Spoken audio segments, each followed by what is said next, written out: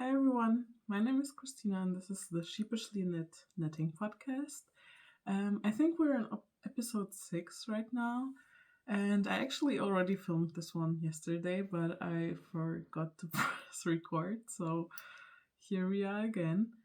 I think this episode will be shorter because I don't have too much to talk about, but as always, I will start with the finished objects, and I have one finished object this time around.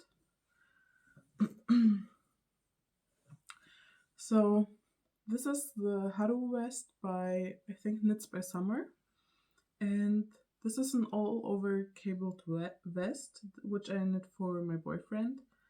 And to be quite honest, it was quite a slog because I started this in November, and then I started it on our flight to Japan, and as you can imagine, I didn't get too much done on it while we were on holiday, so I only knit during the flights. But then after the flights, I realized that I made a mistake right at the beginning, so I basically had to start over again.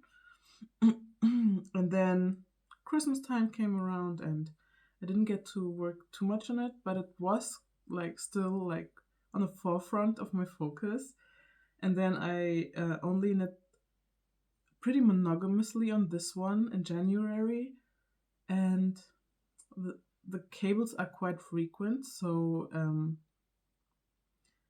they take the rows take a lot longer than like basic stockinette, and yeah, everything together, it just felt like I was working on this for like months and months without break. And I really wanted to finish this before it gets too warm so my boyfriend still could get some wear out of it. I am quite happy how it turned out. I did a few modifications. The biggest one is I changed the needles from a 4.5 and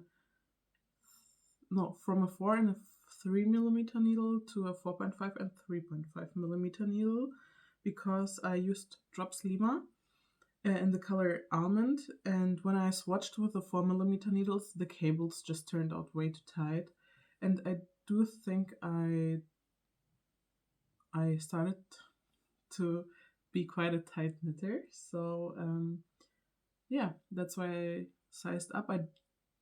I'm not 100% sure if I'm meeting gauge with the 4.5 millimeter needles, but it worked out very well nevertheless. My boyfriend didn't want too much positive ease, so I knit size 2 for him, which gave him about 10 centimeters of positive ease. And yeah, for the other two modifications that I did, I elongated the vest quite a bit. Actually, this was the biggest part in the pattern that kind of confused me maybe a little bit. She tells you to do 10 pattern repeats after you join for the under the arms. Firstly, I worked this vest and we decided it was too short, so I had to undo my tubular bind off and the ribbing, which I was a little annoyed about, but it's all fine now. But even then, even when the vest was still too short, or basically it fit perfectly on me, I did 17 whole repeats instead of 10 already. So I don't know. I think if I only did like 10 repeats, it would be like this, because in the end I did like 22 repeats after joining under the arms. And yeah, basically the vest would be like cropped, I guess.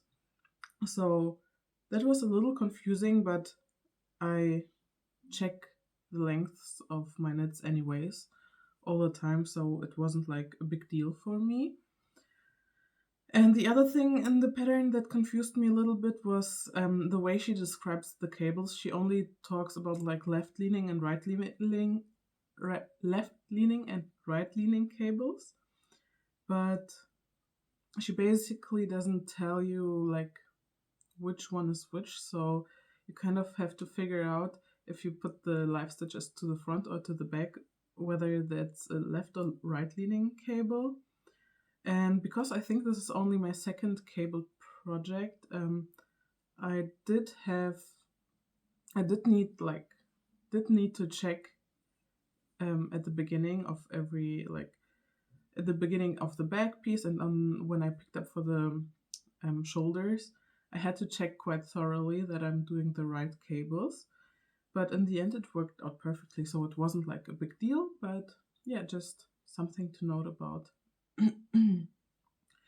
And the last modification which I did is, I don't know if you'll be able to tell, but I learned recently, like in the last couple of years, that the side on which the buttons are attached to the button band differ for men's and women's clothing. So for men's clothing, you have the buttons on the right side of the button band, and on women's clothing, you have them on the left side of the button band. So because this was for my boyfriend, I switched the position of the buttonholes on the button band. And for that, I basically just followed her instruction to mark where the button band should start. But instead, I took this as a marker where it should end. So what I did is I put another marker for 4 stitches above this, because the buttonholes are like 4 rows long.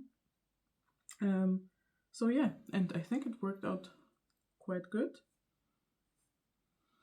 And I'm overall very happy how it turned out. He wore it for the first time yesterday to visit some friends, and yeah, did get a few compliments, so I'm very happy about this. The next finished object is more or less half a finished object, and it's a mitten. I'm knitting my grandma in Siberia mittens, and these ones are knit from leftover yarn I had from my mom's cardigan, which I knit her for her birthday last year.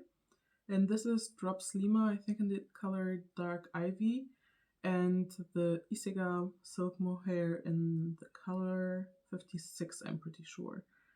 And for this, I'm following the arched gusset mittens pattern by Pearl Soho. So yeah, I finished the first mitten, but I realized I probably don't have enough of the drop sleema. So I ordered another bowl of it, and I will start the second mitten once the other bowl arrives, just so I don't have to like join the yarn mid-project. I will just use the new skein for the whole mitten. I'm also quite happy how this is turning out. Oh, because this is, I think I'm knitting this on 3.5 millimeter needles, but because it's denser yarn than what it's called for, I think I'm knitting the adult large size. So I follow the instructions for the. So I followed the instructions for the adult large size for like the stitch count and everything, but for the length I'm just measured it on my hand and left a little bit more space because I do have a little smaller hands, and I think they will fit my grandma very nicely. The only thing which I'm a little worried about is that the wrist part is a little too short, and since she lives in Siberia, she does need more coverage. So my plan is to, once I finish both mittens, I will just pick up the stitches here at the bottom and just do some ribbing or something, just to elongate those a little bit. But yeah, quite happy how they are turning out. So for my works in progress, I do have 2 new cast-ons, which I will talk about soon. But first, I wanted to talk about 2 other works in progress, but basically that I don't have with me. So one is a vest I'm knitting for myself. I talked about it in the last podcast episode quite a bit, but I didn't get a lot of progress in it, so I didn't see any reason to show it. But basically, I'm just working the ribbing right now, but it's board weight yarn on 3mm needles, so I just have it beside my bed, and if I can get a row or two in before bed, I will do so, but it's like I get maybe 3 rows in per week, so not too much progress there. And the other thing is, I knit my sister the Charlie pullover by Morka Knit last year for her birthday, and she asked me to elongate her sleeves, so I'm currently dog sitting at her place a few times a week, so yeah, when I'm there, I just work on that project there. But right now I will jump into the cast-ons, the new cast-ons that I have. So the first one is the Helix bag by Rose Knitwear, or it's from the Rose Knitwear book, which I got for Christmas. And this is just, the pattern is made for fabric scraps, but I had 2 cones of these, like one in this color and one in a like kind of orangey brown color, from like a long time ago, right at the start when I started knitting, together with these needles, and I never got to use any of it because, to be honest, this is this is quite painful for the hands, like the combination of this yarn with these needles. So yeah, but when I saw the Rose Knitwear bag, I thought this would be the perfect opportunity to use up everything of this like t-shirt, recycled t-shirt yarn that I have. So yeah, because this is hurting my hands, I try to get to do maximum of 2 rows a day. So this is working up slowly, but I think this will be ready for spring, summer, and that's when I want to wear it, so it's all good. But yeah, I finished the base and picked up the stitches around it, and right now I'm working on the main body of the bag. And I do think I will get more wear out of it than I first anticipated, maybe, but yeah, I'm mostly happy to get this out of stash. And I plan to knit the second one out of the brown yarn and gift it to my sister probably, or just to someone who will want it. And then we have my last work in progress. I am currently self-drafting a sweater for myself. I saw this picture on Pinterest of a pink, fluffy pullover, and it really inspired me to knit my own pink fluffy pullover. So I was on a hunt for yarn. Yeah, so I was on a hunt for yarn for some time. I'm very particular about colors, especially I think my pinks and greens. I'm very particular about those. So I was on the search for a pink yarn, and I think this is the perfect color I wanted. And this is the Mayflower New Sky in the colorway, I think 84. But this might be discontinued, at least the colorway, because I got the last 7 skeins out of the from the Mayflower website for half off. So yeah, I think probably because they are discontinuing this color. And just to be on the safe side, I ordered 3 more skeins from a different website. I wasn't too sure about the dye lot, but I thought it's still better to have a full pullover rather than just not be able to finish it. Yeah, since this is intended to be more casual wear, I'm not too worried about the dye lot. But I will see. Maybe I will get this whole thing out of 7 skeins because I think the yarn does go quite a long way. But for the pullover, I'm filming a project vlog for this, so I won't talk too much about this, but I first did the back panel with short rows. I don't have too many oversized pullovers, which I like the fit of, but I have this one hoodie, which I took the measurements of basically. So I measured the things from the hoodie and tried to kind of mimic the fit. And so for the neckline, I did a few short rows just to raise it a little bit in the back. And yeah, then I formed the armholes. So I actually did a few decreases before increasing, just to give it more of a rounded shape for the shoulders. And yeah, right now I'm working on the front panel, on the front yoke. So I picked up stitches on the left side first, did a few increases for the neckline, and basically shaped the armholes simultaneously until I got until here. Then I picked up on the right shoulder, did the same thing, and then once I was on the same level, I just joined the two panels together. And right now I'm finishing up the front yoke, and then I will join in the round.